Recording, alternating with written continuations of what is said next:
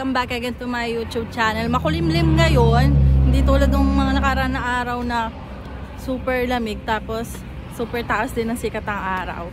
Pupunta tayo ngayon ng papasok tayo sa Scarborough Town kasi maghahanap ako ng damit para dun sa aming anniversary ng company. Grabe yung pimples ko guys sa may baba. Oh! Kasi nagtitingin ako sa Shein. May magaganda pero hindi maganda yung mga tela. Maganda lang siya sa picture. Kaya sabi ko, ako naman bumili ng ganto medyo pricey tapos hindi naman pala maganda yung tela. Kaya sabi ko, tingin ako sa Urban Planet. Sabi ko kay Marvin, titingin ako sa Urban Planet. Tapos check lang ako ng mga presyo, pipicturean ko na lang. If ever may magustuhan ako, babalikan ko na lang. Tapos, ayun nga, titingin din ako sa Value Village din guys. Kasi madami rin itong magaganda. Tapos sabi sa akin ni Marvin, ano daw yung susuotin niya? Sabi ko yung sinuot mo na siguro ng Christmas party nung pumunta ka dun sa mga, parang mga electrician, ganyan. Naka-formal kasi siya nun guys. Sabi niya, sige, yun na lang din. Kaso may pasok din siya ng umaga no, ng Sabado. Tapos ako din, may pasok din ako ng umaga. Ang dami namin ganap ngayong April. Bali, isang birthday ng 7 years old baka kasi dumating na yung bus ko eh. Si Michaela, tapos si Matea, sa naman yan, first birthday, tapos anniversary. Tapos ano pa ba? May ganap pa eh. Basta ang daming ganap. Isusulat ko na rin sa calendar guys, para hindi ko makalimutan. Dito na tayo guys sa Scarborough Town. Daming tao ngayon nag-aabang ng bus. Akyat na muna tayo.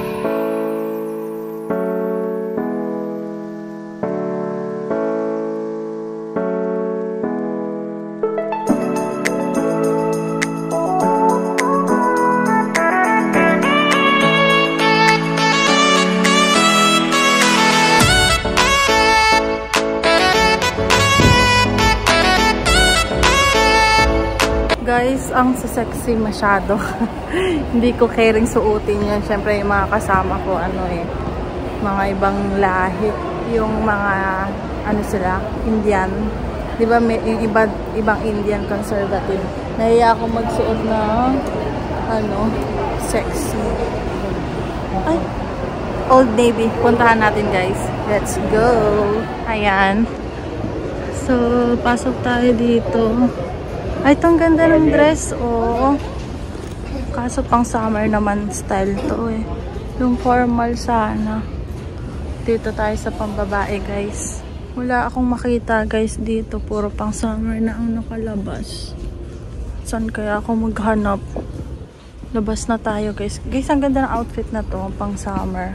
Pakita ko to kay Marvin para bilhan niya ako pink. Ang cute ng pink. Diba? Cute. Labas na tayo kasi wala akong makita talaga. Dito guys, maganda oh. Itong brand na to, ang gaganda ng mga damit. Kasong mahal. Super mahal. Ito, ang ganda ng mga naka-display nila sa labas. Bet ko nga to eh. Ito oh. Ito ang bet ko. Ayan, ang ganda. Wala, gusto ko niyan. Check ko nga yung presyo sa loob. Ito guys, ang ganda din oh. Mahal kasi dito eh. Check nga natin. Nasa ba yung tininan ko sa labas? Guys, yung presyo 168. Oh my god. Ang ganda mo. Ganda rin ang presyo mo. Sige, babay na. Guys, lumabas na ako. Sabi ni Marvin sa akin, huwag ka mag-alala. Makakabili din tayo ng mga ganyang damit para sa iyo. Kasi gustong-gusto niya yung brand na yun para sa akin. Bagay daw kasi sa akin yung mga dress doon. Kaso nga, masyado talagang mahal. Kaya sabi niya, sa susunod dadating din yan. Tingin tayo ng parang heels.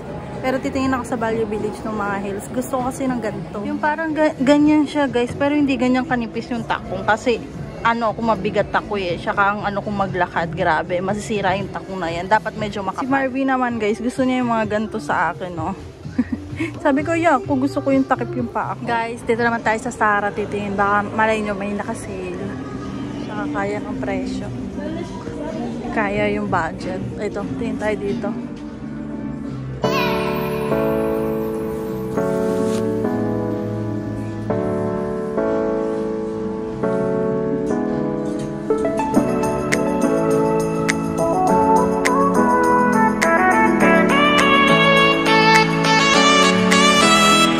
baba tayo. Walang bagay sa akin.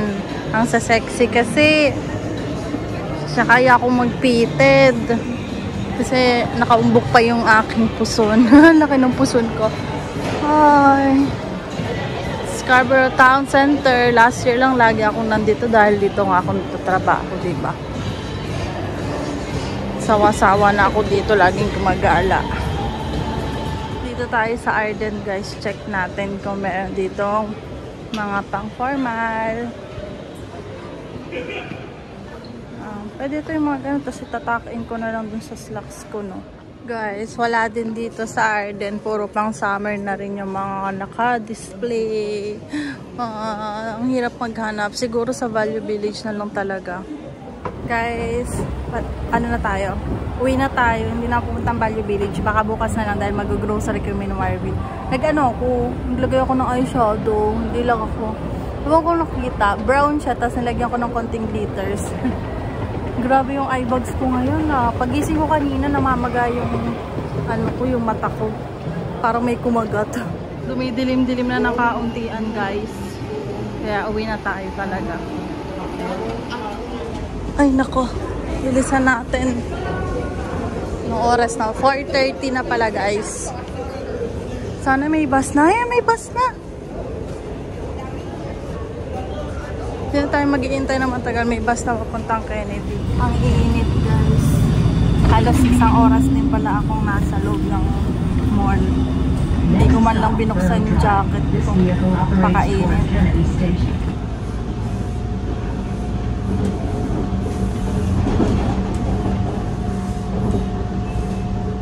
Nag-request si Marvin, guys. Naigisa ko daw yung cabbage niya. Tapos ano pa, magluto ako ng adobo. Check ko kung meron pa talaga kami dong pork.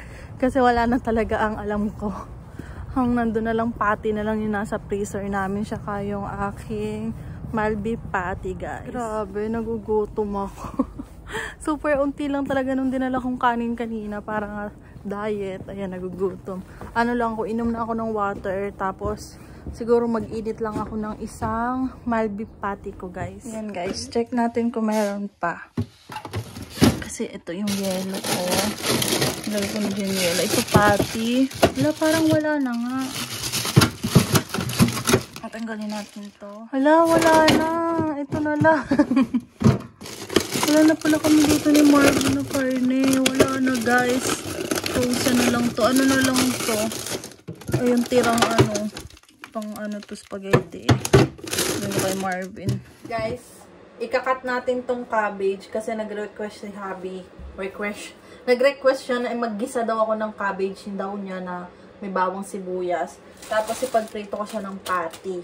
Yun lang daw kakainin niya. Okay. Tapos ako mamaya kakainin ko lang yung isda. Kasi kailangan ubusin muna namin yung isda dito kasi baka masira pa, sayang.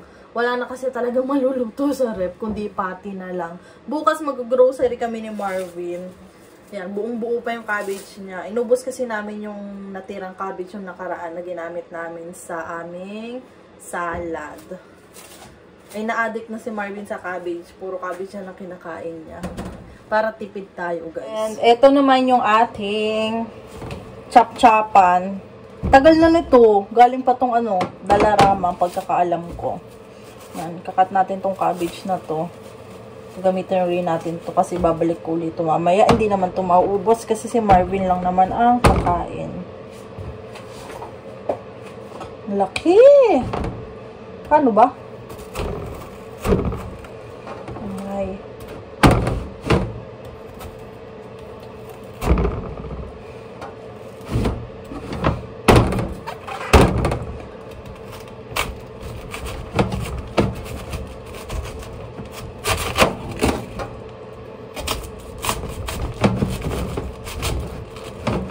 Ang hirap, guys. Grabe. Maganda naman yung weather kanina, guys. Hindi naman super lamig. Sakto lang. Kasi nag-uusap-usap kanina yung mga katrabaho ko. Sabi nila, syempre, yung mga panghapon, nakakadating lang. Tinatanong nila kung ano daw, ano sa labas. Kung maganda daw ba pronounce. Para sa kanya daw, okay na daw. Kaysa daw ng mga nakaraan na araw. Diba? Pero para sa akin, lamig na lamig pa rin ako. Pero hindi, sakto lang din naman. Diba? Konti na lang at tayo ay makakagala-gala na din, guys. Kasi excited na rin kami gumala ni Marvin. Diba nga ngayong Friday holiday, walang pasok. Pasok pa kasi ni Marvin Sabado at Linggo. Eh di nag-aaya, mag-ano daw kami. Ano yun? Toronto Zoo. Sabi ko, sarado pa ata yun kasi malamig pa. Tapos nag-ano na Center Island daw. Hindi pa yun bukas. Ano ka ba? Kung saan nag-aaya si Marvin.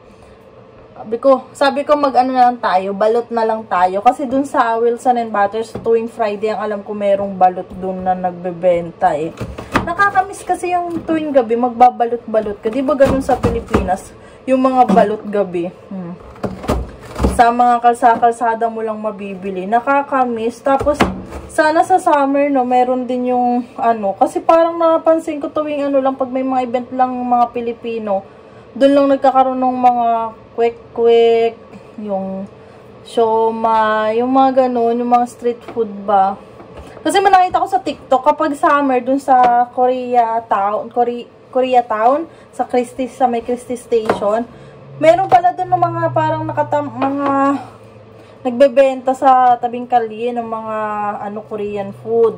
Parang street food ng Korea, ganyan. Sabi ko, hindi namin na-try last year ni Marvin kasi nalaman ko lang siya. Fall na. Fall na, sabi ko, nakakatamad naman, medyo malamig na, 'di ba? Kaya ngayong susubukan namin 'yon. 'Di ba? Eh di para na rin kami nasa Korea. Char! Gusto ko rin makapunta dun sa Korea eh. Pangarap ko din yung Koreang yan. Si Marvin, nakapunta siya ng Korea, di ba nagbabarko, pero hindi siya bumaba, hindi siya naggala, ewan ko ba dyan sa lalaking yan. Nandun lang daw siya sa barko. Kaya sabi niya nung naano niya yung pero mas sabi ni Marvin, kasi nung dumaan sila nung sa Korea, malamig daw, winter. Pero, hindi tulad daw dito, iba daw yung lamig dito, mas malamig daw dito, sabi ni Marvin. Siya kasi ate Lulu, yung katrabaho ko, 10 years sa Korea yung asawa ni ate. Tapos nung nag-PR si ate dito sa Canada, pinauwi na niya yung asawa niya. Tapos sumunod na dito. Tapos tinanong ko, ate, anong sabi ng asawa mo about dito sa Canada? Mas malamig ba kaysa sa Sabi oo, mas malamig daw dito sa Canada kaysa sa Korea. Kaya pag bumisita kami sa Korea, baka kaya-kaya ko na ang Pero gusto ko bumisita doon, fall. Gusto ko fall. Diba? Makakabisita rin tayo dyan pagdating ng araw. Sa ngayon muna, dito muna tayo. Muna natin yung goal natin dito sa Canada. Bago natin isipin yung ibang lugar, ibang bansa. Diba? Baka mahirapan kaming bumalik dito. Lumabas kami, punta kami sa ibang lugar, magbabakasyon lang. Hindi pa kami PR, diba? Nako, kawawa naman kami, hindi na kami mabalik. Tapos, edi nga guys, diba magta-30 na si Marvin ngayon June? Sabi niya kagabi, gusto ko na mag-baby. Sabi ko, bakit nagbago isip mo na? Kala ko muna. Pero syempre, nagkakaedad na nga naman si Marvin. Ay, sorry. Hindi pa naman ganun katanda ang 30. Pero sa piling kasi ni Marvin, tumatanda na nga daw siya, ganyan. Konting tiis na lang, di ba? Dadating din yan ang ating baby. Ang hirap pa. Hindi pa kaya talaga. So, ang dami pala nitong dami na rin pala nito, guys. Para kay Marvin lang. Medyo masilo dahil binuksan ko yung ilaw dito sa exhaust fan. Kagabi, ayun, dapat kasi susunduin ko si Marvin kahapon. Nalimutan ko, 5:30 pa na yung labas niya, Monday. Akala ko 8. Kaya sabi ko sa kanya, nagulat ako nung biglang dumating na siya dito. Ako'y tulog kasi ang sama talagang pakiramdam ko kahapon. Ubong-ubo pa ako. Tapos sabi niya sa akin, kamusta ka? Tapos, sabi ko sa pakiramdam ko. Eh di, pagkadating-dating ni Marvin, naggayak na agad siya nung ininit niya na yung isda, yung kanin, ginayak na niya lahat. Kaya kahit pa paano, di ba? Kahit pa paano, swerte naman ako kay Marvin. Kapag masama ang pakiramdam ko, hinahayaan lang talaga niya ako. Wala bang yung magre-reklamo, oh, bakit wala pang ganito, ganyan? Inaya magpahinga. Tapos sabi ko sa kanya, be, pasensya ka na ha, hindi ako nakapag Tapos sabi, hindi, be, okay lang, masama pakiramdam mo, magpahinga ka, intindi ko naman pagod.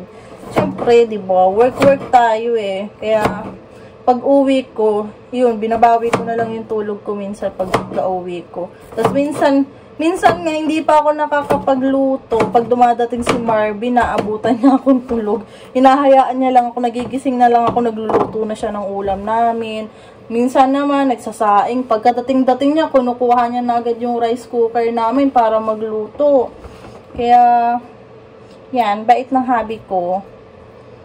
Kahit pagod din siya, kahit galing siya sa trabaho, syempre minsan nakakapagod din yung napakaaga mong aalis. Kahit once a week lang yan. Kasi may pasok din naman sa school si Marvin. Kahit wala siyang pasok ng Friday, ang dami niyang ginagawa sa school. Yung stress na yung stress na yung utak niya, tapos pagod pa yung katawan niya. Ayun, kasi nagsasabay-sabay eh. Pero the best pa rin si hobby kasi kahit pa paano, kahit ang hirap din ng niya, na kakaya naman niya, na tututukan naman niya yung pag-aaral niya. Kaya minsan nga sinasabi ko sa kanya, huwag ka lang kasi minsan maging negative. Hindi naman pwedeng laging ako na lang yung magiging positive. Kasi syempre minsan, pag lagi ka na lang ganyan, baka mahatak mo kung maging negative din ako. Pero pinipilit ko maging positive palagi. Kasi ang hirap naman na ako lang positive ng positive. Tapos sabi ko, napapagod din naman ako, be. Sabi kong ganyan. Tapos ayun, naging okay na. Siyempre, minsan may mga pinagdadaanan din kami mag-asawa. Hindi naman niya may iwasan. Tapos pagtatalunan, diba? Ano lang talaga, pag-uusapan lang talaga ng maayos. Tsaka hindi naman kami tumatagal ng away. Kung may tampuhan kami ngayon, bukas, okay na kami. Parang walang nangyari. Magaan na lang, be. Sorry na. Lalo na si Marvin eh. Ako bihira ako mag-sorry. Lalo na kapag alam kung ano talaga. May pinaglalaban ako, charing. Si Marvin, parang bata akong mag-sorry. Tapos yung banding na lang namin, yun nga, habang kumakain, nanonood kami ng K-drama, guys. Yun na lang yung banding namin tuwing gabi before kami matulog. Mga 3 episode or 4 na episode, tulog na kami ni Marvin. Talagang paghiga namin, bagsak na talaga kami. Minsan nag-aano pa si Marvin, pampatulog niya, nag-ML pa yan. Ayan. Ang hirap maghanap ng damit, guys. Mga damit, no? Kasi syempre, lalo na kapag medyo pricey yung mga nagugustuhan mong damit. Pero mag-check ako sa Value Village. Kasi sila, yung mga iba kong kasama sa trabaho, bumili daw sila sa Winners. Kasi pagkakalam ko, mga branded din ata yung sa Winners, no? Mahal din yung mga dress doon, ganyan. Kasi April, siguradong malamig pa yun. Wala na, mag-ano lang kami, mag-commute lang. Si Marvin manggagaling pa sa trabaho niya. Ako naman dito ako manggagaling sa bahay noon. Sabado kasi yun. Tapos, sabi ni Marvin, magdala na lang daw siya ng susuotin niya. Doon na lang kami magkita sa mismong lugar ng party. Tapos si Ate Lulu, sabi ni Ate Lulu, hinihintay daw niya akong magsabi kung gusto na makikisabay ako kasi may sasakyan sila Ate Lulu papunta doon. Nauna daw si Ate Delia. Sabi ko, okay lang po. Okay lang naman po sa amin. Kasi lang naman, Warden. Tapos diretso na kami sa PIP. Tapos bababa lang, sakay lang ng bus. Pagka sakay ng bus, tigil. Yun na. Yun na mismo yung party. Kaya sabi ko, okay lang po yun. Iniisip ko lang, ayaw ko magsuot ng manipis. Kasi nga, malamig. Tapos kung magdadress ako, diba? Kaya sabi ko, paano kaya suotin ko? Siguro mag-ano na lang ko, yung pants na lang. Diba? Pwede, para kahit pa paano malagyan ko ng leggings yung pants ko sa loob. Hindi ako ganun lamigin. Lalo na paggabi, super lamig na minsan paggabi. May sana kung summer, spring pa lang naman. Hindi ko pa kaya. Lalo na, wala kasi ang mga dalang damit dito ng mga parang formal talaga yung mga ano-ano. May dala ako dito, yung parang mga pang summer outfit na dress, na plain lang, tapos super nipis. Grabe. Ito lang yan. Makakahanap din ako, hanap tayo sa Value Village guys, bukas. Diba? Langkit pala dyan, bebe, no? May Christmas light. Basura. Umaulan? Ambon. May Christmas light pala dyan, no? Sa labas. Hindi ko alam. Ayun. Sinalubong ko lang si Marvin para magtapon ng basura, guys. Kasi ayun yung pinakatapunan ng basura namin. Di ba ang cute? May takip. Ayan. Umaambon pala. Ito, ba't hindi ka naglalagay sa ulo mo? Umaambon pala eh. Wala kang ano sa ulo? Wala kang panglagay sa ulo? Ayan, ang galing talaga. Hindi ka nagdadala ng sombrero mo? Paano? Paano? Guys, ito na yung naluto para kay Marvin. Kasi nag-search ako sa TikTok. Sabi ko, ginisang cabbage. So, lumabas yung ano, yung cabbage. Repolyo na may... Buti na lang, meron pa tayong giniling, be. Inilagay ko yung giniling, tapos yung carrots, meron okay pa yung carrots na iba. So, kinat ko yung carrots, tapos naggisa ko ng bawang sibuyas, tapos kamatis. Tinikman ko siya, ang sarap. Talaga, luto ko to eh. Ayan guys, may tira pa kami ni Marvin. Ay, sorry. Tapos na si Marvin. Okay, ito na lang, konti na lang. Masarap siya in fairness. Guys, nakapag ano na tayo, skincare routine. Medyo makinang-kinang yung aking face. Kasi ginamitan ko siya ng ano, ang tawag dito, ng yellow. Yung yellow. Nagano ko ng yellow, kaya kanina pulang-pula yung pisngi ko. Kaya sabi ko, mamaya ako mag-vlog kasi medyo mapulang pisngi. Naglabas na yung kulot natin o nakaikot. Sabi nga ni Ate Noel, nung linggo, sabi niya, Crystal, yung ano mo, yung ganto ko kasi nakaikot daw kulot. Sabi ko, ganyan kasi yung buhok ko noon, nung di pa ako nagpapareban, nung elementary ako. Eh, nangyari nga, nung grade 6 kasi, nag-start na ako magpareban. Grade 6, nung graduation ata yun. Or bago ako mag-grade 6, nagpareban na ako. Kasi nga, hindi ko talaga gusto yung buhok ko. Hanggang dire-diretso na, hanggang nung huling, 2022 yung huli kong pagpapareban bago kami ikasal ni Marvin. Tapos yun nga, magto 2 years na siya ngayong May. Hala, magto 2 years na pala ito ngayong May. Kaya mula nung May 2022 hanggang ngayon, May 2024, hindi pa ako nagpapagupit guys. Kaya ang haba-haba na. Ito, natural na to. Yan, hanggang dito na yung natural na buhok. Gusto ko pang pahabain pa ng konti para naman ano. Kasi yung kalahati, medyo okay. Yung kalahati dry na talaga yung rebonded. Tignan mo si Marvin, oh. Busy. Ito, pinaano mo pa to eh. Pinalaundry mo pa sa akin eh. Kasi sinuot ko nga nung nakaraan na araw, guys. Sabi niya, ba't mo suot yan? Hala, ang itim ng kamay mo. Kala mo yung nakipagsuntukan ka, Manny Pacquiao? Ayan, ang peklat na habi yun. Nangingitim-ngitim. So, yun guys, magpapaalam na kami. Nagluto na rin naman kasi si Marvin ng ulam ko para bukas. Kasi nagigising siya pag binubuksan ko yung exhaust fan. Ang ingay daw. Ang lakas kasi talaga. Kaya, ayun. Nagluto na si Marvin ngayon para hindi na ako magluto bukas. Nagbanlaw na rin ako. Sarap sa pakiramdam talaga pag nagbabanlaw ng katawan. Oh, yun lang guys. Paalam na ako. Don't forget to like and subscribe sa YouTube channel ko. Bye-bye!